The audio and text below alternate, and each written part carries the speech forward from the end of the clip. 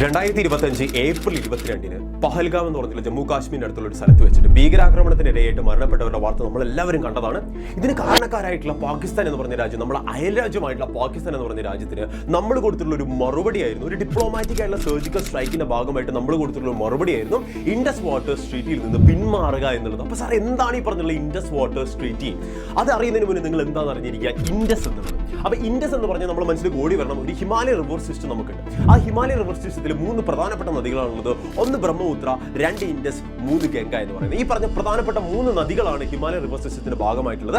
അതിൽ ഇൻഡസ് എന്ന് പറഞ്ഞ സിന്ധു നദി എന്ന് പറയുന്നത്, അതിന്റെ ഉത്ഭവം എന്ന് പറയുന്നത് ടിബറ്റിന്റെ അടുത്തുള്ള മാനസ സരോവർ ലേക്കിൽ നിന്നാണ്. ഈ മാനസ സരോവർ ലേക്കിൽ നിന്ന് ആരംഭിച്ച സിന്ധു നദി പാക് ഓക്യുപ്പൈഡ് ആയിട്ടുള്ള കാശ്മീരിലൂടെ സഞ്ചരിച്ചിട്ട് പാകിസ്ഥാനിലൂടെയൊക്കെ കടന്നുപോയിട്ട് അവസാനം അറേബ്യൻ സീയിലാണ് ചെന്ന് പതിക്കുന്നത്. ഈ അറേബ്യൻ സീയിൽ ചെന്ന് പതിക്കുന്നതിന്റെ ഇടയിൽ ഒരുപാട് പോഷക നദികളുമായിട്ട് ഇത് കൂടിക്കലരുന്നുണ്ട്. ഉദാഹരണം പറയുകയാണെങ്കിൽ ഷിയോക്ക് ആയിക്കോട്ടെ, നുബ്ര ആയിക്കോട്ടെ, അതുപോലെ തന്നെ രവി, ചലം, ചനാബ്, ബീസ്, സത്ലജ് പോലുള്ള പോഷക നദികളുമായിട്ടും എന്ത് കൂടിക്കലരുന്നുണ്ട്? ഈ പറഞ്ഞ സിന്ധു നദി കൂടിക്കലരുന്നത്. അങ്ങനെ വലിയൊരു പ്രവാഹമായിട്ട് പാകിസ്ഥാനിലേക്ക് സഞ്ചരിക്കുന്ന ഈ സിന്ധു നദി പിന്നീട് എന്തായി മാറുന്നുണ്ട്? അറബിക്കടലിൽ ചെന്ന് പതിക്കുന്നുണ്ട്.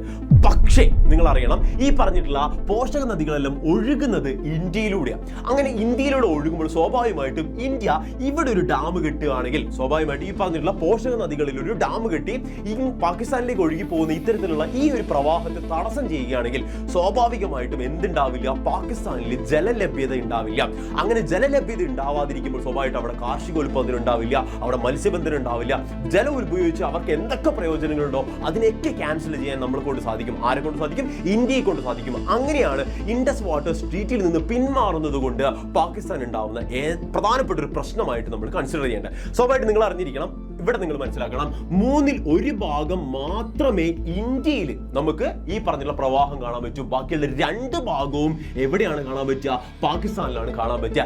എങ്കിൽ പോലും ഈ പറഞ്ഞിട്ടുള്ള പോഷക നദികളെ നമ്മൾ തടസ്സം ചെയ്തു കഴിഞ്ഞാൽ സ്വാഭാവികമായിട്ടും പാകിസ്ഥാൻ അത് പ്രശ്നമായിട്ട് ബാധിക്കും. ഇവിടെ സാർ നിങ്ങൾക്ക് കാണിച്ചു തരാം. ഈ പറഞ്ഞിട്ടുള്ള ഹിമാലയ റിവർ സിസ്റ്റത്തിന്റെ ഭാഗമായിട്ട് നമ്മൾ ബിഗ് കാണും, അഥവാ ബ്രഹ്മപുത്ര, ഇൻഡസ്, ഗംഗ കാണും. ഈ ഇൻഡസ് നദി എന്ന് പറയുന്നത് മാനസ സരോവർ ലേക്കിൽ നിന്നാണ് ആരംഭിച്ച്, ടിബറ്റിലെ മാനസ സരോവർ ലേക്കിൽ നിന്ന് ആരംഭിച്ച് പാകിസ്ഥാനിലൂടെ കടന്നു പോകുന്ന ഒരു നദിയാണ് നമ്മൾ കണ്ടു. അതിനുശേഷം അതിന്റെ ട്രിബ്യൂട്ടറീസ് ആയിട്ട് ജലം, രവി, ബീസ്, സത്ലജ്, ചനാബ്, അതുപോലെ തന്നെ ഷിയോക്ക്, നുബ്ര പോലുള്ള പോഷക നദികളുണ്ട്. ഇത്രയും സാർ ഇവിടെ പറഞ്ഞിട്ടുള്ളൂ. ഇനി നിങ്ങൾ അറിയേണ്ടത് എന്താണ് ഈ പറഞ്ഞ ഇൻഡസ് വാട്ടേഴ്സ് ട്രീറ്റി?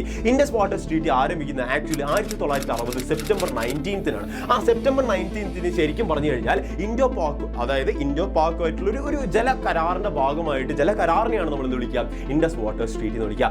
നെഹ്റുവും അതുപോലെ തന്നെ മാർഷൽ ആയൂബ് ഖാനും കൂടെ നടത്തിയിട്ടുള്ള ഈ പറഞ്ഞിട്ടുള്ള ജല കരാർ വളരെ പീസ്ഫുൾ ആയിട്ട് നടന്നിട്ടുള്ള ഒരു കാര്യമാണ്.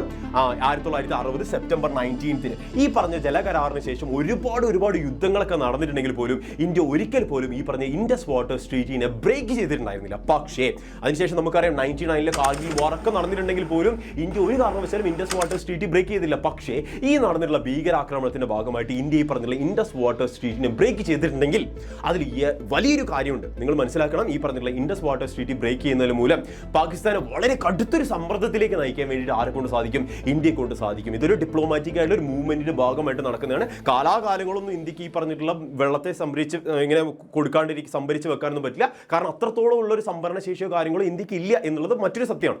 പക്ഷേ എങ്കിൽ പോലും ഒരു പീരീഡ് ഓഫ് ടൈം, ഒരു സർട്ടൻ പീരീഡ് ഓഫ് ടൈമിൽ നമുക്ക് എന്ത് ചെയ്യാം? പാകിസ്ഥാനെ സമ്മർദ്ദത്തിലേക്ക് ആഴ്ത്താൻ എന്തിനെ കൊണ്ട് സാധിക്കും? ഈ പറഞ്ഞ ഇൻഡസ് വാട്ടേഴ്സ് ട്രീറ്റിയിൽ നിന്ന് പിന്മാറുന്നത് കൊണ്ട് സാധിക്കും എന്നുള്ള കാര്യം നിങ്ങൾ മനസ്സിലാക്കി വെക്കാം. അപ്പോൾ ഇത്രയേ ഉള്ളൂ മക്കളെ. ഈ പറഞ്ഞിട്ടുള്ള സാർ ഒന്നുകൂടെ നിങ്ങൾക്ക് വേണ്ടി പറഞ്ഞുതരാം. ഈ പറഞ്ഞിട്ടുള്ള ഒഴുകുന്ന നദി, ഈ പറഞ്ഞിട്ടുള്ള എല്ലാ പോഷക നദികളുമായിട്ട് ഒഴുകിയിട്ട് അവസാനം പത്താൻകോട്ട് എന്ന് പറഞ്ഞ സ്ഥലത്ത് നിന്നൊക്കെയാണ് ഈ പറഞ്ഞിട്ടുള്ള സിന്ധു നദി പാകിസ്ഥാനിലേക്ക് പിന്നെ ഡൈവേർട്ട് ചെയ്ത് പോകുന്ന കാര്യങ്ങളൊക്കെ നിങ്ങൾ ജസ്റ്റ് ഒന്ന് ഓർത്ത് വെച്ചാൽ മതി. പക്ഷേ ഇവിടെ നിങ്ങൾ അറിയണം, ഈ പറഞ്ഞ ഇൻഡസ് വാട്ടേഴ്സ് ട്രീറ്റിനെ കംപ്ലീറ്റ്ലി ഇല്ലാണ്ടാക്കുന്ന മൂലം പാകിസ്ഥാന് നമ്മൾ എന്ത് ചെയ്യാൻ പറ്റും? ഒരു സമ്മർദ്ദത്തിലേക്ക് കൊണ്ടുചെന്ന് എത്തിക്കാൻ പറ്റും. അപ്പോൾ നിങ്ങൾ ചിന്തിക്കും, സാർ ഇതൊരു ഇൻഡോ പാക് വാറിലേക്കൊക്കെ നയിക്കാല്ലേ?